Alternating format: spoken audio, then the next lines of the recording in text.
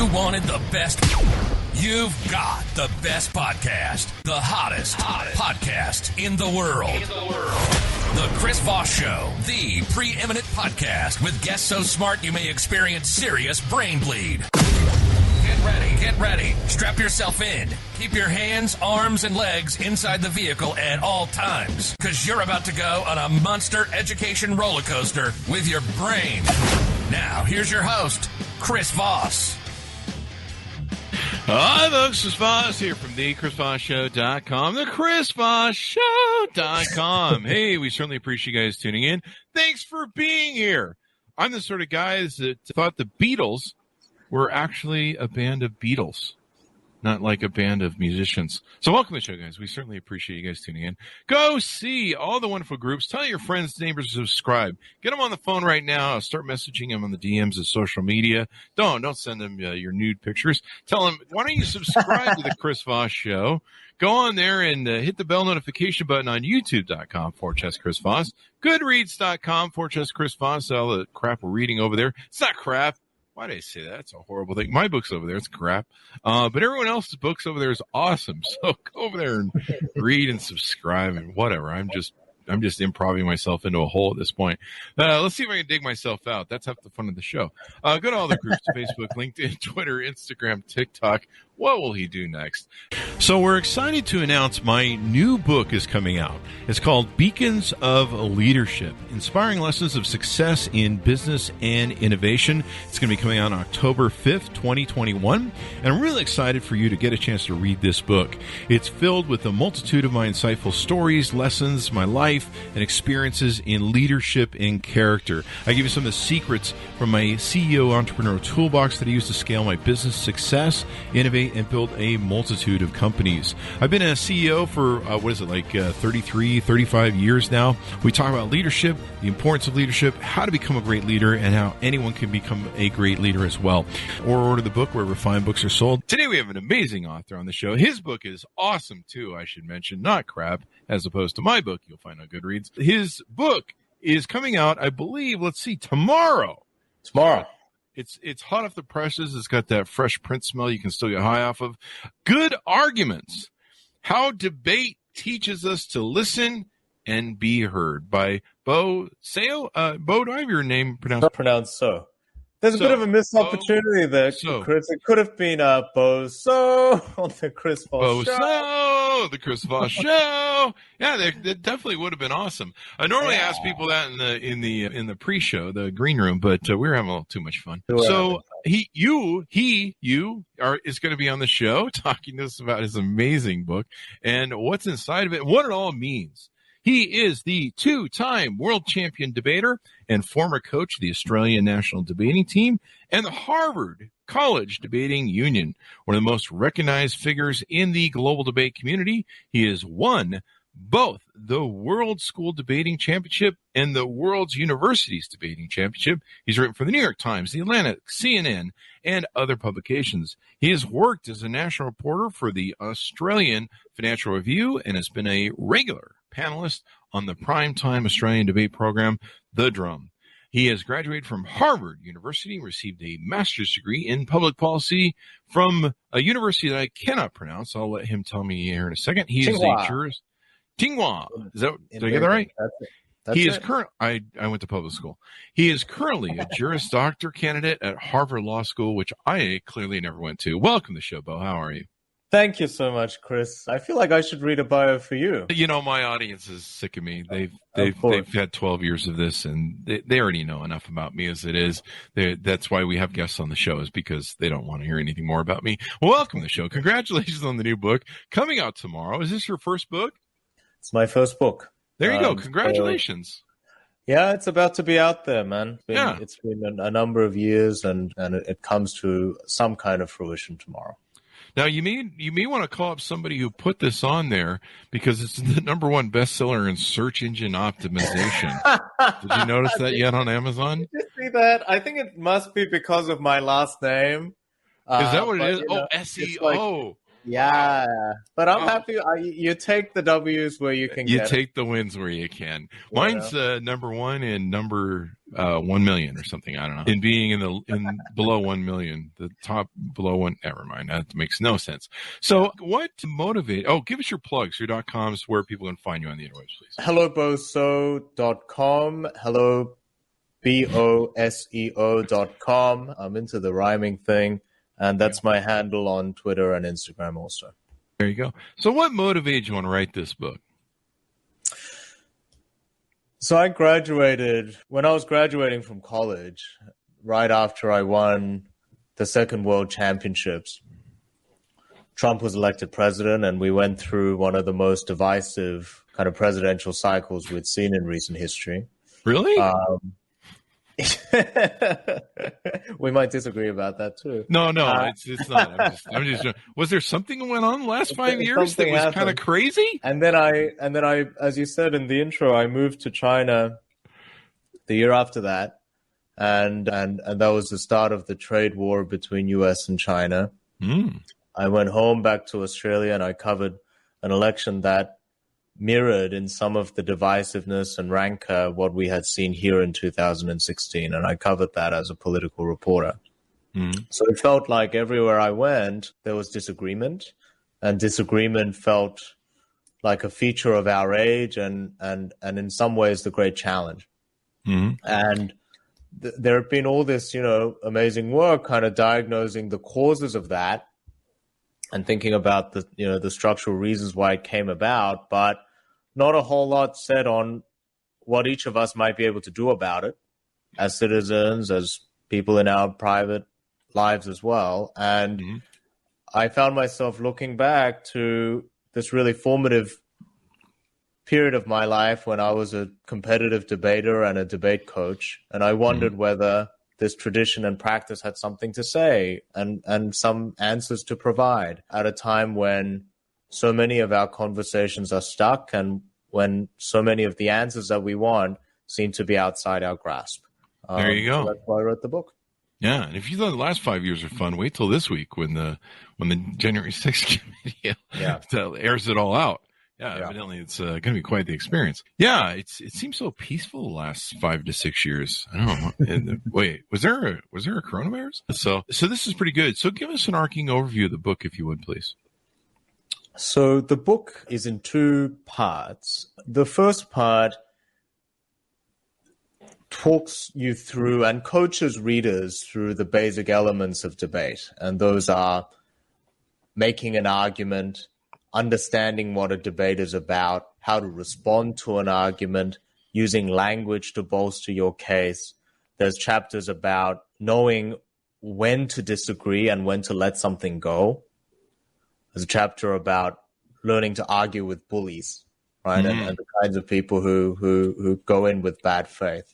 And people like me. And so the first part is kind of trying to illuminate what I describe as a sort of a physics of disagreement, right? So these are, regardless of what it is that we're actually talking about, what are the dynamics that shape that discussion? So it's talking people through that. And then the second half applies it to some of the areas in our day-to-day lives where disagreements are really salient. That's in our personal lives, that's online, and that's in education and schools. And so it kind of goes from understanding the very basics of debate, then being able to apply it. And it reads in some ways like a memoir, because I wanted to take readers from knowing nothing or not knowing very little about competitive debate and the kind of the secrets and the wisdom that it contains to knowing quite a lot about it. And the other person that had to make that journey was me, because I didn't know anything about it. And I thought by walking people through that kind of life journey, I could not only bring them into where it is I'm coming from and, the limited perspective that I have, but also to try and take them on that kind of educational journey. Does the book tell you when you should stop debating and just punch people in the face? I'm really not the person for that. All right, not damn, the that person must be another book. So give us a little bit of your origin story, because you started this very early on. And how did debating become important to you? So I moved from South Korea, where I was born, to Australia when I was 8. And the hardest part of making that move for me was real life conversation, kind of like what we're doing now, right? Because, and it's especially difficult when we're disagreeing because the passions are running, your facial expressions don't always match what you're saying because you're in the grips of something. And so I sort of decided, and I think this is something that a lot of kind of people when they immigrate or when they're feeling sort of marginal do, which is just they learn to be very agreeable, right? And they learn to nod their heads and agree and keep your heads down, essentially.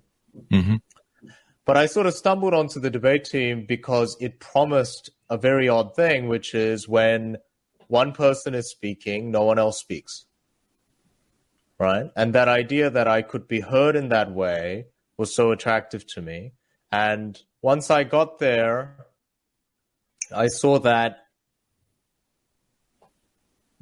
the kind of intimacy that I wanted, right, of friendships that I wanted, of being able to tell the truth about what I believe and to hear them respond and to be able to come back to that, I learned that that comes from disagreement, candid, honest, thoughtful disagreement, maybe more so than it does by just getting along. So I was kind of hooked and I pursued that passion. I probably started when I was about 10 years old. And in some ways I've been going ever since. Now you moved from South Korea to Australia, correct? That's right. Yeah. And so was your first debate when they tried to force you eat that nasty Vegemite crap? I give all my Australian friends, I have a whole mess of Australian friends, the nicest people in the world, and I give them so much crap about Vegemite. Yes, I mean it's a product that doesn't yield to reason. There you go. I like that analogy. You know, in my later years, I really love debate. I like watching debates. I probably should have been an attorney. I do like arguing, but I'm probably not a good debatist of any quality. But I'm more prone to hit rather than arguing. But it feels like a threat. No, I'm not threatening you. And I'm not. I'm joking. I don't want to debate you either. So you are a champion. So I'm not even going to win. I mean, this is one of the reasons I'm not married is because I don't like debating or I don't like people talking over me and telling me what I should think. That's a joke too. No, it's not. So anyway, you know, Christopher Hitchens is one of my favorite debaters. I love watching those debates where they sit down, they have rules and they have setups. I remember watching, who's the great debater who did The Nation and then the African-American gentleman who debated him in the 60s or 50s, famous debate. Baldwin and Buckley, maybe. Baldwin and Buckley, yeah. We've had a few authors on that have talked about that debate, and I've watched it. Yeah. Wonderful. And so I've always been interested in the, you know, you watch the formality of it, the presentation of it, the rules and stuff like that, and I love watching those types of debate settings because at the end, you know, the audience kind of decides who wins. Yeah, for sure. Yeah. And they're not. It's not a very involved infrastructure, is it? It's actually very simple stuff. Just saying when I'm talking, you're not talking. And we roughly get to talk for an equal amount of time and we take turns, right? It's a kind of a soft infrastructure that creates a kind of an architecture really for how we're doing this thing. And it's very adaptable to real life, in my view, and giving a little bit of thought, not only to what it is that we're saying, but how it is that we're interacting, right? And what the rules of that are. I think those are things that we've forgotten to be more thoughtful about, right? And it's not that, you know, one concern you might have about it is that it's artificial, right? And you want conversation to be natural and so on. But as you say, when you actually watch those interactions, by giving people space in that way, by giving people an opportunity to be heard, you actually get the fullness of their character and of their views a little bit more than you would if you were just jumping on top of one another, yelling and screaming. And I share that you're feeling exactly, Chris, like some of those very public debates and the spectacle of it. That's not something that debaters shy away from and that I don't shy away from in the book, because it is the case that sometimes with these kinds of titles about having civil discussions and so on, sometimes it requires us to be like kind of little angels sitting around, being perfectly virtuous, whereas we know that disagreement and debate involves things like spectacle, involves things like performance, involves things like the use of rhetoric to try and stir people's emotions. And those things need to be managed to some extent. And they contain traces of darkness sometimes, but kind of a conversation without those elements is often a conversation without life in all of its complexities. And I think that's something that debate brings out and something that gives it a kind of a vitality. Do you feel that we've lost that ability? Because I watch all these old college debates, they go back hundreds of years, it seems. And, now, we've had authors on that have talked about this, and I'm seeing it myself. Now on college campuses, we have this shout down movement, this kind of woke stuff. And I'm a Democrat, moderate Democrat. So there's a part of my party that's into this stuff. And there's no debate. They're not allowed to debate sometimes. You can't even have comedians on college campuses anymore. And of course, we have this whole thing with social media where, everyone just argues and blocks each other. And, there's, I don't know about all that. Yeah. Do you talk about any of this in your book, especially about social media, I guess? I mean, it certainly forms the background to the book, and I do get into social media in the last chapter about technology, and we can talk a little bit about that. But I'm not sure I would go all the way with you on the framing about the climate on campus. I just, I was a reporter, and I'm just now back at law school. So I'm back. I'm calling you now from the Harvard campus, and it's an odd time, and it's a kind of a time of extremes because there are incidents of, no platforming and some of those incidents that you're describing. On the other hand, a university really is a kind of an ongoing conversation, and there is a lot of debate and discussion in a way that I didn't, just as a kind of a normal working person out in the world, didn't always get to experience. So I don't think it's a kind of no single description kind of captures for me the experience of what it's like being on campus. But I would also say on some of those kind of the chilling of debate, right, that a lot of people have expressed concern about, and you're talking a little bit about it, Chris. I think it has a little bit to do with the sense that our capacity to disagree well has eroded. And once you're no longer confident that by sitting across the table from one another, we can have a good discussion, a respectful discussion, then the impulse to want to shut it down or to shy away from it or to organize with people who already agree with us, now those options become a lot more attractive. Right. Mm-hmm. And so when we're talking about a kind of a loss, there are losses of shared values. There are losses of shared truths, right? There are losses of shared institutions in some instances. And I'm not sure, my book obviously offers no single solution to any of those, but the place where I really want to make a contribution is we've also lost a shared set of skills of how we disagree with one another, which used to be a kind of, it was seen as the basic requirement of citizenship. This is what people were taught in schools, is rhetoric and oratory and debate, so that you could participate, right, in living with your fellow citizens and in governing yourselves. Right, this is what the founding fathers talked about in this country. So there is a loss of skills, and with it, a loss of common faith in what disagreement can do for us, can do in our lives, and can do in the lives that we share. And I am hoping to invite a kind of a revival in that. Yeah, and I wholly agree with what you said. I when I see that, like, sometimes speakers can't even speak and they're being shouted down. I mean, I know sometimes there's real extremist people showing up, somebody who wants to promote Nazism or something that, anti-Semitic stuff or something that's really out there. But, sometimes it's just it's almost like we move from a logical, reasonable style that people use in debate to an emotionalism. Like, that just doesn't make me feel good and stuff. So I don't know. I just, when I see it on campuses, I see videos, I just go, wow, man. I mean, in your case, in your field, what you guys do is you sit down, you have a reasonable, logical debate about it. And go ahead. I'm sorry. I mean, yeah, no.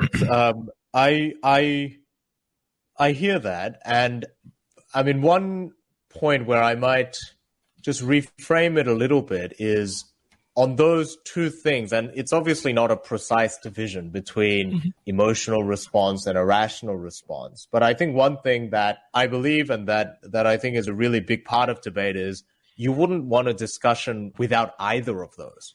And where one dominates completely and obliterates the other, that's often not going to be the richest conversation you've had, right? So if it's all emotion, it can be difficult. If it's all reasoning, whatever that might be, without the emotions, that's probably not as fruitful either. So the kinds of discussions that I think tend to be most useful, most enriching, have elements of both, right? Of presenting reasons in a way that's legible to the other side that they can engage with, but also has the kind of the candor and the personal engagement of being clear about where it is that you're coming from.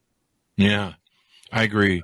So if I read the book, or people get the book, I just was looking that it's on Audible, so I'll probably be listening to it. Am I going to learn to be a better debater? Am I going to learn some of the techniques that you've learned to be a champion? For sure. I mean, I the second phase of my life after I've competed at the highest level was to coach, right? And debate is a kind of a tradition that passes down through the generations, right? And a lot of the wisdom that it contains about how to do things like making an argument and knowing what its actual parts are, those are practices honed over many generations, right? And so I'm certainly not the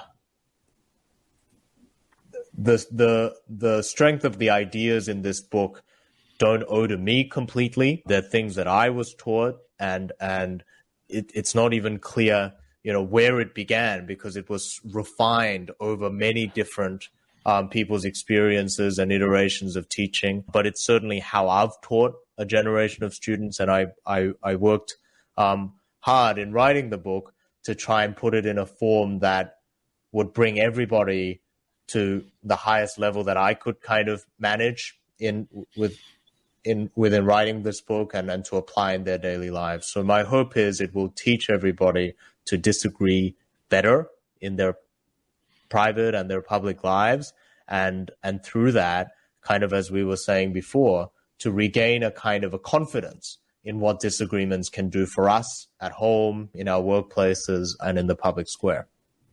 Yeah, and we need more of that. I would totally agree with you. And this can be used in so many different formats. People think of this as just if I'm in a college setting for debate or something like that, what are some formats where, the ideas in your book and concepts can be used maybe in everyday life?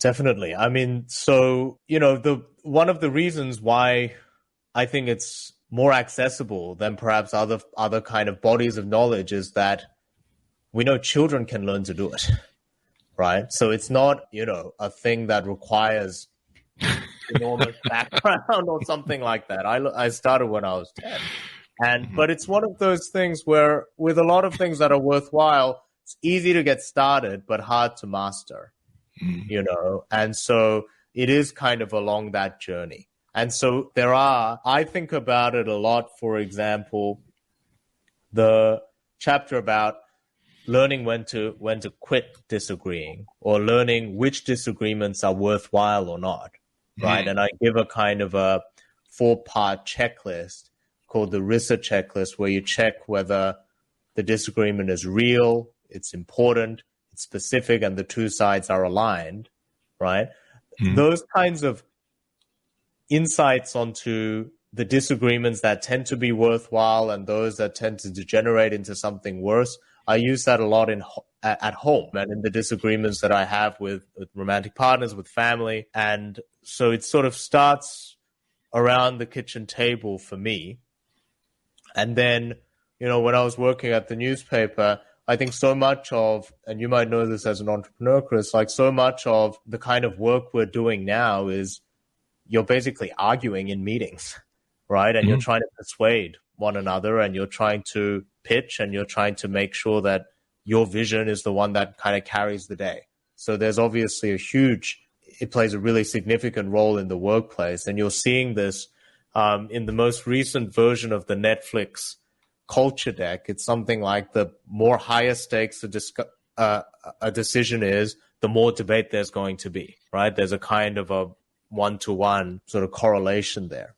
And there are lots of other areas where I think it will be useful, but to go back to where we started, I think it's really needed in our lives as citizens as well, and in the way in which we talk across political differences and try to and to remind ourselves that the ways in which we talk to one another, the ways in which we persuade one another, that's also the way in which we govern ourselves in a democracy. Yeah. So Bob just wrote in. He says, this is my question. Bob says, will this help me win arguments with... I can't guarantee you're going to win all of them, my guy. I can't... but it sounds like it'll help you format them better. But what it has done for me is it has taught me to be more deliberate, right, about the kinds of disagreements that I have. So I think having thought about it a lot, and, as a competitive debater, you think you're pretty good at this kind of thing. And, the sound the departing partner makes as they leave you is something like you're debating me again. And so I think you learn...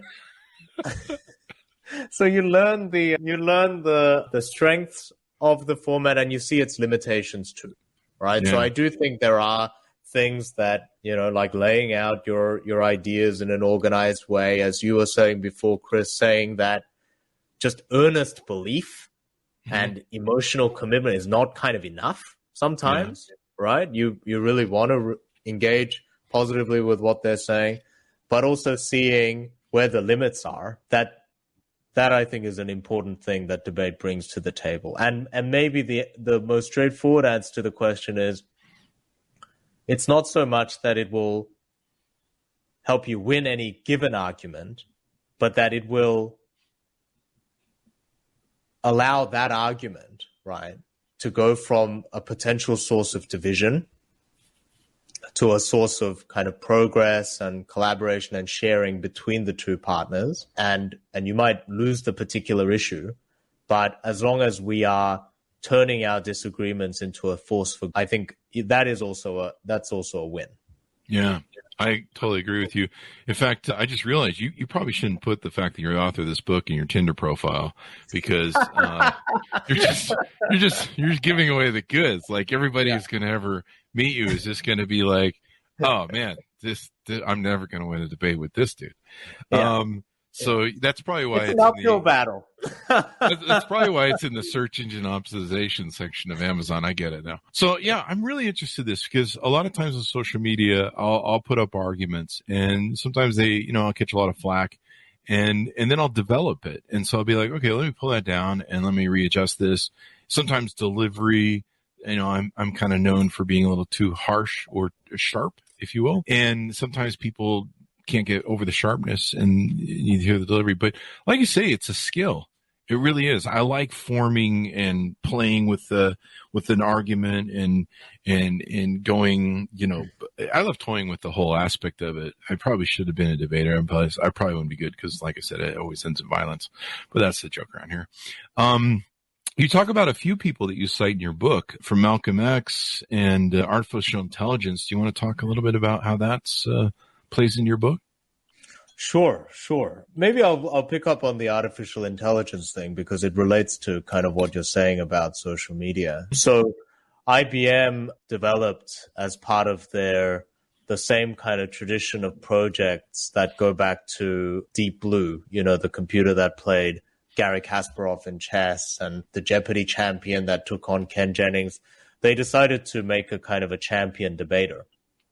And it faced off against a really fine debater, Harish, who was a contemporary of mine on the debate circuit. And you know, I mean, the machine had extraordinary abilities, such as being able to pull out all the studies that favor its side of the case, right? But ultimately, the audience watching thought Harish was more persuasive.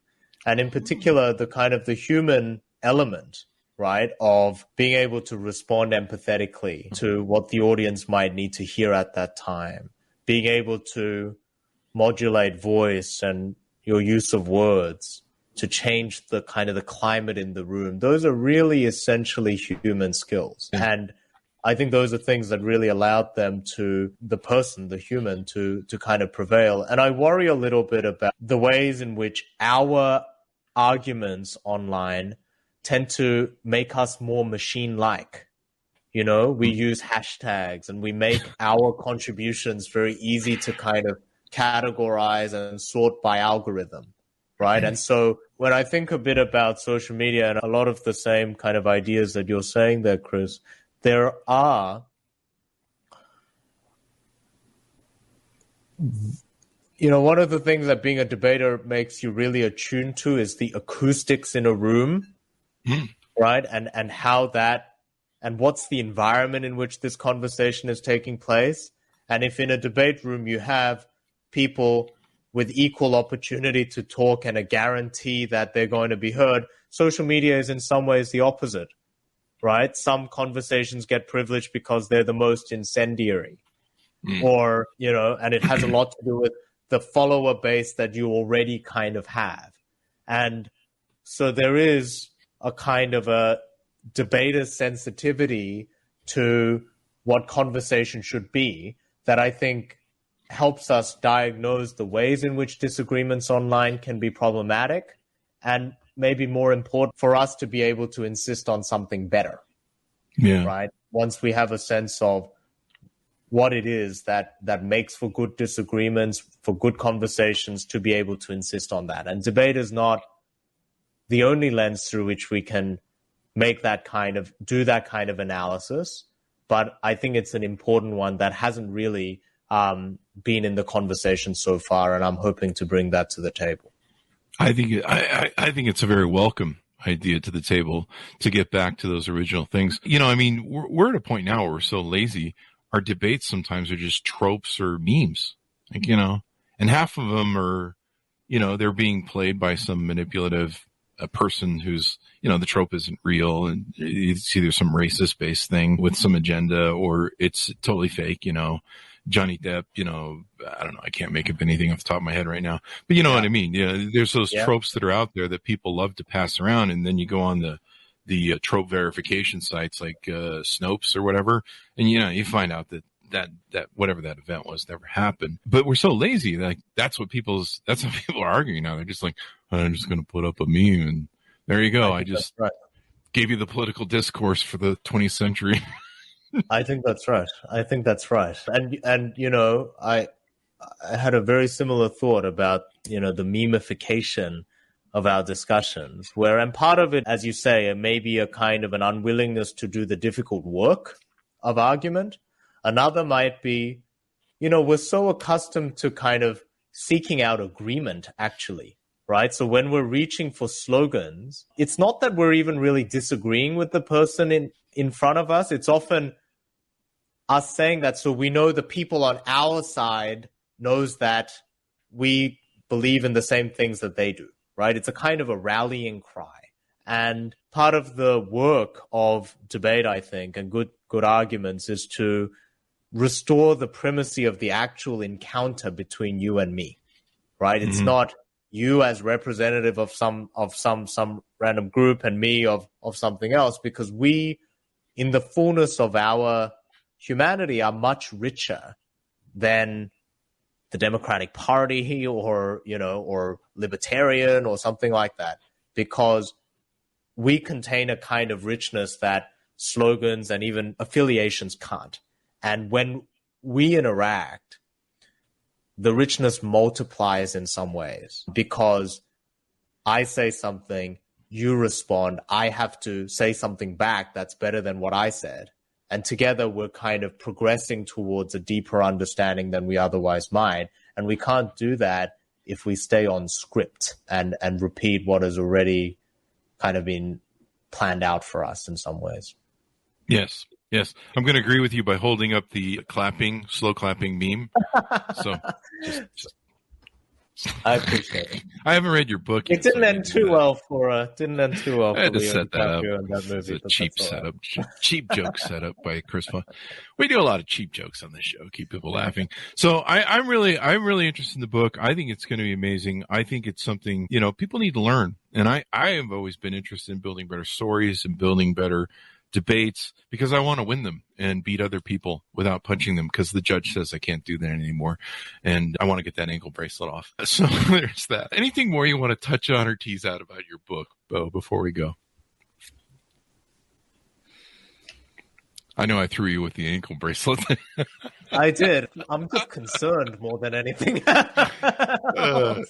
a callback joke we go to often. For me, Chris, this is a time when it's very easy to shy away from disagreement, I think, and actually I wince a little bit at all the punching jokes because I was in Taekwondo as a kid, and it was a way for me to kind of overcome real shyness and conflict aversion, and I couldn't even get through it because I was so conflict averse. So this kind of urge to run away from disagreement is not just a kind of political stance that I see out there in the world. It's something that all of us have inside us, right? And in the kind of some of the stuff that you were talking about, no platforming and those kinds of things, that instinct is something I feel every day, right? Because very few people, I think, run towards disagreement, right? But the only thing that kind of shakes me away from that stance of aversion is a kind of a belief and really a kind of a lived experience that says disagreements can be something better, that it can be something more. But in order for us to do that, we do have to undergo a kind of an education. And I like that you're saying consistently, Chris, there has to be work, there has to be learning, there has to be effort. And I suppose the last thought I'd just leave people with is my strong belief that that is a worthy thing to which to devote that kind of effort and that kind of work. There you go. And I figured out how to beat you in debate. I just bring up violence. What'd you get? I throw you off. Throw you off the game. I think it's the bring up violence and parole agents. Yeah, keep people on their toes. I seriously doubt I'd ever beat you in a real debate, so let's make that clear. It's been wonderful to have you on the show, Bo, and I really support your book. I just ordered on Audible, and I want people to check it out because learning to debate more, and of course learning to debate prep more too. Like know what you're arguing about. It's like it's so amazing to me how many people, they just post tropes or some spin they heard from some politician or maybe a non-news source that claims to be a news source, and they put nothing behind it. And to me, I don't know, I'm different. I think you look like an idiot if you quote stuff that isn't true, but what do I know? I am an idiot, and I look like an idiot, evidently. So there's that. But Bo, it's been wonderful to have you on the show. Thanks for coming on. Give us your .com so people can find you on the interwebs. HelloBoSeo.com. I enjoyed the conversation so much, Chris. Thanks for having me. Thank you. And we enjoyed having you as well. Thank you very much. Thanks so much for tuning in. Go to goodreads.com/Chris Voss. Hit the bell notification button on youtube.com/Chris Voss. Order up the book wherever fine books are sold. But remember, stay out of those alleyway bookstores because you might need some tetanus shots after that, or you might get mugged. One of the two. There's some violence there. Good Arguments. How